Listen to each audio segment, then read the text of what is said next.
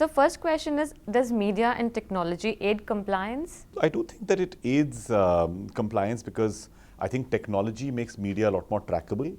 So everything can now, I mean, you see earlier you could put anything out there, but you really couldn't place either an IP to it, or I think what technology really does is it integrates that piece really well.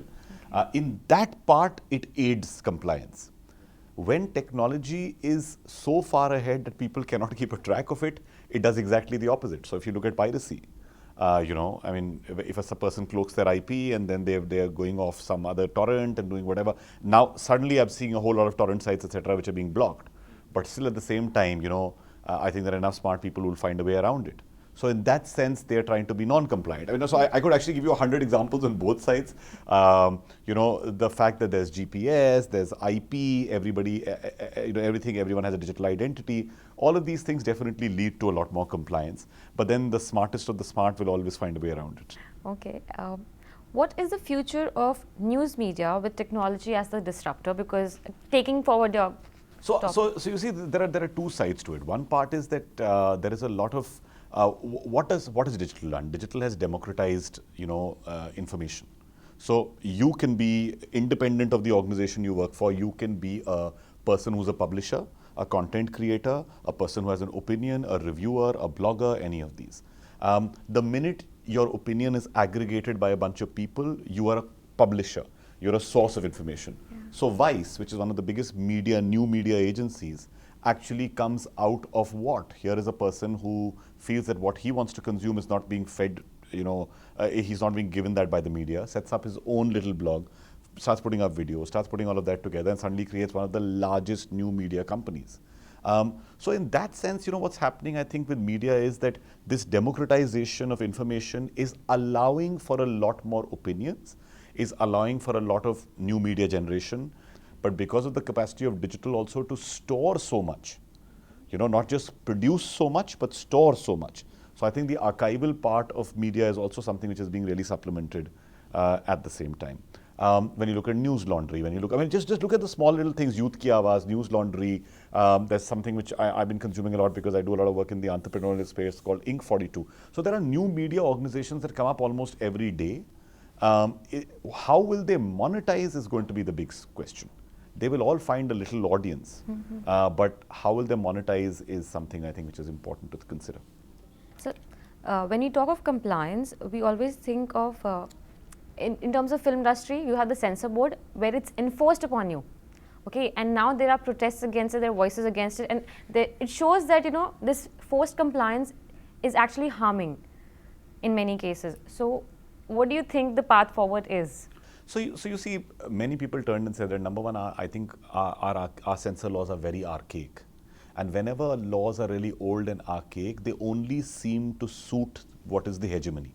They only suit those who are wanting status quo. But I think in today's day and age, look at digital as a medium. Now the laws for digital are a lot more relaxed as opposed to the laws which censor film or television in India, and which is why new age filmmakers, etc., are moving to digital. They are finding this to be a place where they can express themselves perhaps a lot better. But genuinely, censorship in today's day and age, I think self-censorship is a lot more important. Trying to have this, enforced censorship is really not going to work. And the problem also is that because a lot of this is based on the opinion of people, it's not scientific, right? It's not saying that, oh, if 20% of your film frame is of somebody who is not wearing clothes, then it is censored. It's an opinion. Somebody thinks a kiss is censorable. Somebody thinks that, a peck on the cheeks is censorable. In certain countries, not having your head covered is censorable. It's just so opinion-based that genuinely I think the days and times for censorship, which is enforced, are over. It should be self-censorship. Whenever somebody shares something and whenever I see people going nuts about either a Snapchat video or a blog post or a small video, I turn and say, whoever sent it to you, fine. It was their job that they sent it to you. It is your job not to see it. It is your job to switch it off. It is your job to delete it.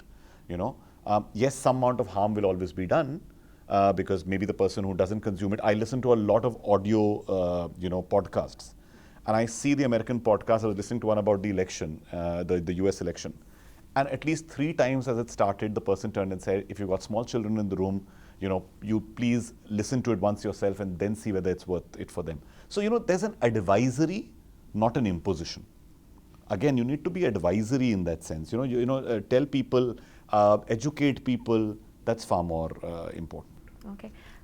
Taking from your question again, answer again, social media, okay, and self-regulation. Does it work? Because we have trolls and we have cases of abuse, women and children. It's seen in Western countries. I'll give an example. I faced it myself. I often go on news channels and I speak, and when I speak, I'm rather, vociferous in what I say.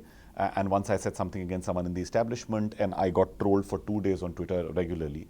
The point was, somebody I was given, many people privately tweeted to me and said, just don't respond, right? Somebody else told me saying, block them. My thing was, I said, I have the time and I'm actually going to take each of them on and I will answer them till they shut up. And I did it. What I realized at the end of 3 days was that maybe at one level I felt a little satisfaction for what I had achieved, but also I felt a deep dissatisfaction at wasting a lot of time. The problem with digital is this, that behind that hidden profile picture, is there a real person? Is there a bot? Is there a troller? Is there, a fundamentalist? Is there someone who's right-wing, left-wing? I don't know. But I think the one danger, right now we are face to face. You will always put on your own moral compass. You will put on your own upbringing, your own, education as filters while you talk to me.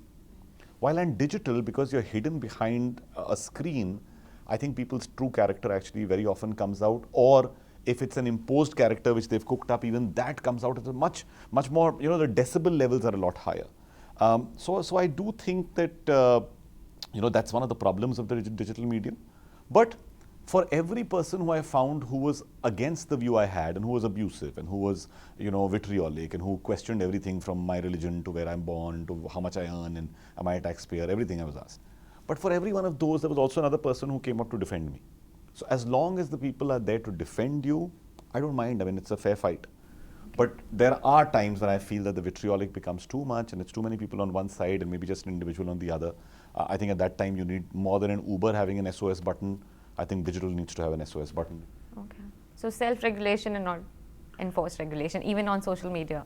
So is it enforced regulation? No, I think regulation is important. It is important.